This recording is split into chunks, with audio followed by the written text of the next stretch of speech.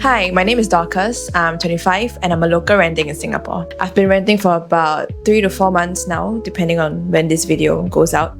But I started renting in August and it's a common room in an HDB apartment that's shared with just my landlords. The reason why I'm making this video is because I've been getting quite a few questions from those around me about why I'm renting and how I went about my renting process. I also did a recent Instagram poll asking if anyone wanted me to talk about this topic, and 58 people said yes and 1 person said yawn, which is fair enough because I would also yawn if I heard myself speak for like 30 minutes. But anyway, I'll try to keep it short and sweet, and I will also be linking videos that I came across about people posting about their renting experience that I found really useful down below, because I do think that they go into more detail. I learned things that I didn't know about previously, like how to negotiate a tenancy agreement, what stamp duty even is, and those videos were just really helpful and made the whole process feel less scary.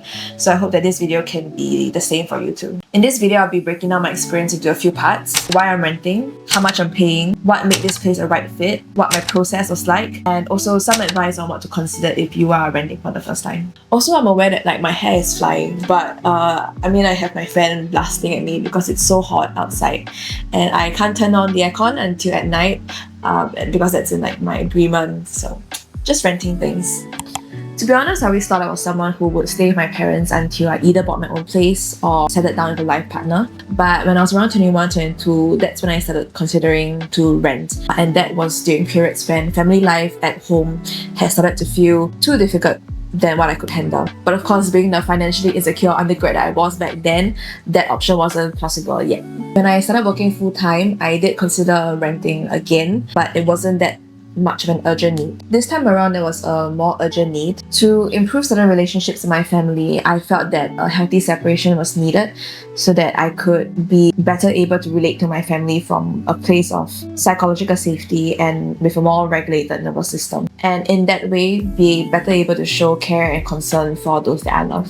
There's that saying to pour into your own cup so that others around you can benefit from the overflow. I've always found that to be a very helpful way to view how we should approach relationships, especially in a sustainable way. I've definitely seen cases where you keep pouring and pouring into others even though nothing gets poured into your own self, and at the end of the day, when you have nothing, that really benefits no one, not yourself and not those around you. Even though renting would definitely cost me more money than if I had continued staying with my parents, it was an investment I was willing to make, not just like for my own independence or my own mental health, but also an investment to help improve the relationships in my family. That was what I could do in a situation that had other parts that I couldn't control. Because everything happened quite quickly at home, I actually only decided to rent at the tail end of July, and I had moved in on the 1st of August. Meaning that the time frame for when I was searching for a place to when I actually moved in was just 1 week.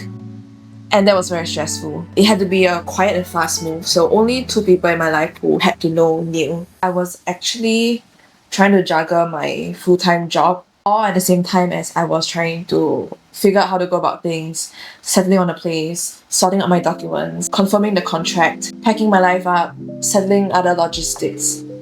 And I think when you're kind of like surviving on autopilot, you just gotta compartmentalize a lot of your feelings.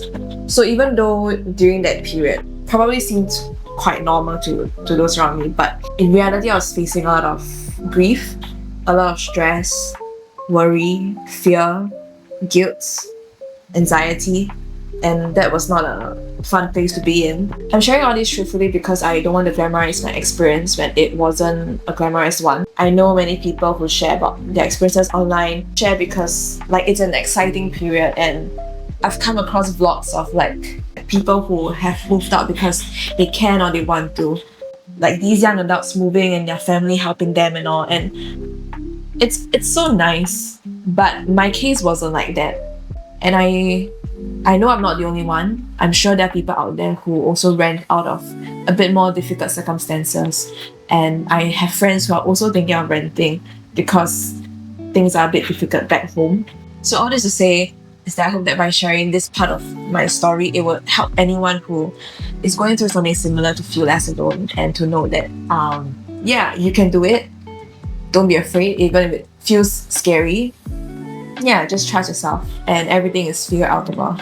And I hope that whatever that I'm sharing in this video will also be useful for you as a starting point somewhere. Okay, moving on to the question that I get the most. How much am I paying? My rent is $850 for a fully furnished 90 square feet bedroom. It came with a bed, and my landlord also kindly provided a desk, a chair, my wardrobe, some hangers, and even shoe racks. I of course had to buy other things myself, like more storage space and organizational stuff. Other things like shelves, boxes, whatever. I think I spent about 1k, not including SG60 vouchers, but it's also because I wanted to choose things of quality that could be used again in the future. So not every place comes fully furnished, of course, and usually the listing will already state, but I guess it's good to check again. And yeah, just clarify, because these costs do add up. I'll maybe make another video about how my room came about, because I think that would be fun, and I was quite intentional about how I wanted my personal space to come together. Like, I wanted a very conducive place where I could work, since I work from home quite a bit, and also somewhere to relax. So yeah, maybe another video. For $850, my rent also comes with the electricity and water bills and Wi-Fi, so I don't have to pay for those separately. I can do light cooking in the kitchen. I get 2 laundry days.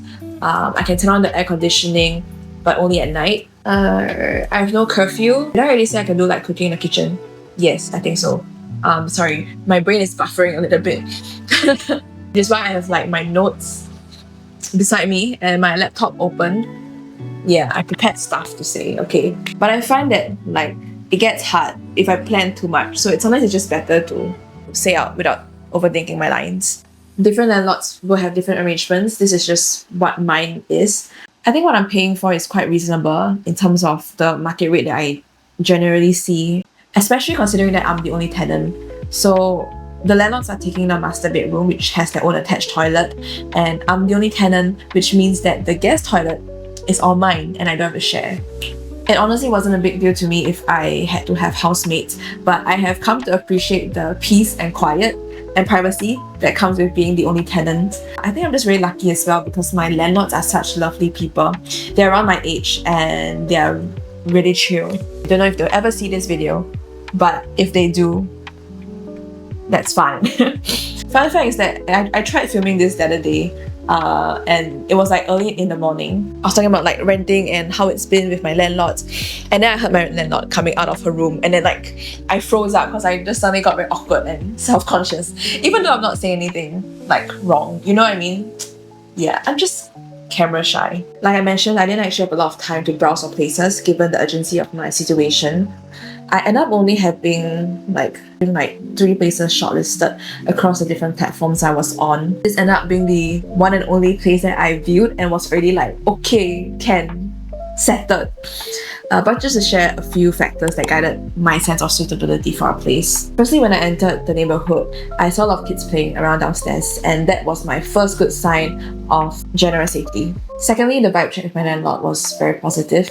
I asked her questions like their personality, the nature of their jobs, their lifestyle habits, their relationship with their neighbors. These are questions that you shouldn't be afraid to ask, because they will matter down the road, especially if you're going to be living in close proximity to them. Some things may only come up as you stay on, but it's still good to have a general sense as best as possible, but also just be a considerate and respectful person, as you should be when you're living with others. A plus point was that this place is relatively new, and my landlords are thankfully minimalist kind of people. Their house has like a very white, modern industrial vibe, and so it's a very white aesthetic, if you can't already tell from my bedroom walls and curtains-ish. Because I was hoping that I could find a place that was airy and bright and clean, and this place just fit the bill. You know, I came across some listings online that were in older HDB apartments, and maybe they were like the childhood bedrooms of the landlord's kid before they moved out, that sort of thing. So the walls would be all sorts of bright color, like blue, purple, maybe like old-fashioned curtains, which isn't really a problem because I think you can change these up if you are allowed to and if you try to negotiate. But because I wanted a very hassle-free transition yeah, those things really make me a bit more hesitant and definitely played into my decision making, even if like the price and location was pretty good. Location wise, my place is about a 10 to 15 minute walk from the nearest MRT, which maybe is like far for some people because I tell my friends this and they're like, so far. But it's actually okay for me, and anyway I like to walk. Plus, I try to clock about 10k steps a day, so it all helps. But also there are rental bikes around if I do need to cycle to get to places faster. There's also sheltered walkways to bus stops that go to town. And the distance from where I'm staying now to my office is also about the same as when I was staying with my parents. Nothing much of my routine was being disrupted. There are also food courts, supermarkets really nearby. Actually, Singapore is quite small, so I don't think things are ever too far away. Unless you're staying in a really newly developed area, I guess, where, I don't know, the nearest mall is like 20 minutes away. But yeah, I think I was very fortunate to be able to find this place at such short notice, and it being my first viewing as that. Okay, now moving on to the actual renting procedure. So before this, I only knew of the more commonly known platforms like Property Guru, 99.co, and even Carousel. This time around, when I was googling for like other platforms, this other one came up called Rently. And a few things stood out to me. Firstly, the platform was really easy to use on the app. It had a very clean, intuitive UI UX, very similar to Airbnb, in my opinion. And another thing that stood out to me was also the Rently Care feature, which is their main selling point. Basically, it allows for tenants to skip the security deposit, and instead we pay Rently a monthly subscription that amounts to less than what the security deposit would be. Rently, on the other hand, will help pay the landlord that security deposit, and they also help to manage any tenant and landlord disputes. At the end of your lease, the deposit goes back to Rently. Basically, the logic is that as the tenant, you get to skip the huge upfront cost, especially if your security deposit is kind of steep. Usually it's about 1 month's worth of rents. But essentially, you get to pay like a convenience fee if you don't want to lock up your money for that fixed period. And it's what I thought was suitable for my situation. Of course, if you pay it yourself, then the money is still yours and you can get it back, provided that there's no damages to the property and you don't forfeit or deduct from it. But if you think of the monthly subscription like a non-refundable insurance, then it's actually pretty smart, and it's like a win-win for the tenant, the landlord, and the business. It's unlike other platforms that just have to connect the two different parties. It really just depends on what your preference is. If you're interested to find out more about what their terms and conditions are, you should definitely check out their website under FAQs. Now moving on to how everything played out in my case. So after the viewing and after deciding to lock in, I submitted my interest on the app. My landlord then took a day to accept it because she had to check with HDB whether her registration for tenants was cleared. Once she accepted, she sends me over a TA, and I took a day to look through and also try to negotiate some terms. I managed to add just one, which is that if I were to renew my lease, I would be able to keep the rent at the same price. This is credit to Jia Hui's video, which I will link somewhere. After that, we both signed the TA, and then we uploaded it onto Rently. The next day, Rently then reached out to me about my application. They verified certain documents like my IC, my employment letter, whether I had any agents, stuff like that. This was all done over their WhatsApp business line. And then the next day, they confirmed and approved my application, and then I paid my first month's rent and moved in on the agreed date. Everything was really smooth in terms of the communication and process. The only thing was that me and my landlord were seeing double contracts on the dashboard, and I think it's still there, but like it didn't affect my application. Because part of Rently Care service is to help with conflict management, they let you document any issues you have during move-in, and you can also take photos and upload it onto the platform. This will also help for a smoother move-out so that there's like a point of reference for all parties to see. The move-in itself was smooth. The only thing was that I injured my left foot again. Yeah, from moving heavy things to and fro. And I think I felt sick that week as well. Yes, just because of like the physical and emotional exhaustion. But I managed to bounce back, and also I managed to settle in quite quickly into this new place. It wasn't that hard because even back when I was staying with my parents, I was really quite independent and doing my own chores, buying my own groceries, stuff like that. And then I got questions whether like I feel lonely, and the truthful answer is no. And I'm someone who likes my alone time and my own space. So if anything, it's more like a relief that I finally get to live alone. I mean, of course, I still have my landlords, but like we all mind our own business, and it's different when it's a hi-bye situation compared to when you live with family and like you see them every day and you do things together and it's more communal. Now let's talk about whether you should rent.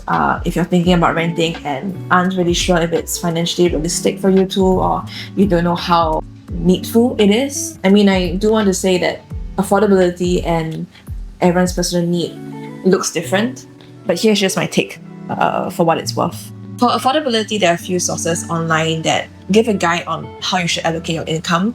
So a general rule of thumb is that your rent shouldn't be more than 30% of your income. And there's also that 50-30-20 rule, where 50% is for needs, 30% for wants, and 20% for savings. So rents would come under needs. Personally, 850 sits quite comfortably in my budget based on my current income, but I was also able to confidently make this decision because I had already secured my emergency fund that I was building up for the past year, which is about 3 to 6 months of my living expenses. That gives me a peace of mind if, let's say, I were to ever have to stop working for some reason and I don't have an income anymore, there's at least that safety net and some cushioning. If you're self-employed or have a bit more of an unstable income, 12 months worth of emergency fund might be a bit safer. So if you've decided that you can realistically afford renting, then the next question is like, is there a need to, right? If it's your physical safety that's at risk, that is a clear and valid reason to move out.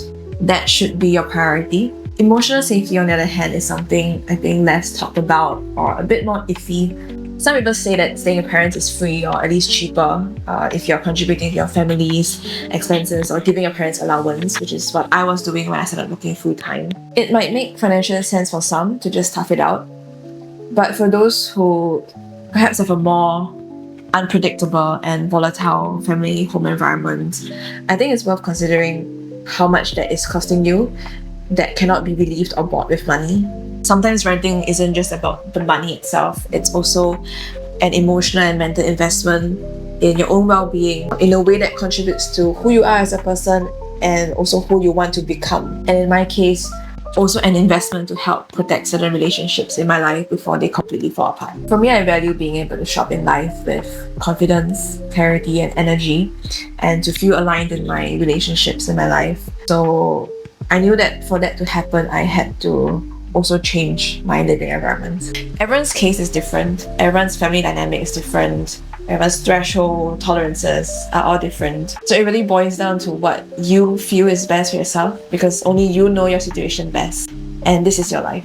Now that I've been staying here for a few months, I can safely say that it was the right decision. I mean, of course, things are not perfect still, but I would say it did bring about positive outcomes. I still see my parents almost every weekend, so it doesn't feel like I fully left. I think just seeing at least a bit of growth and improvement brings me enough joy and hope. And even though renting wasn't on my bingo cards for this year, it is a step towards full independence in adulting, which would happen anyway. Whatever your journey is like for you, I hope that this video was helpful in some way, or at least interesting. And with that, I hope everyone's doing okay and that the rest of 2025 treats everyone well. Bye! I think that should be fine. Whatever.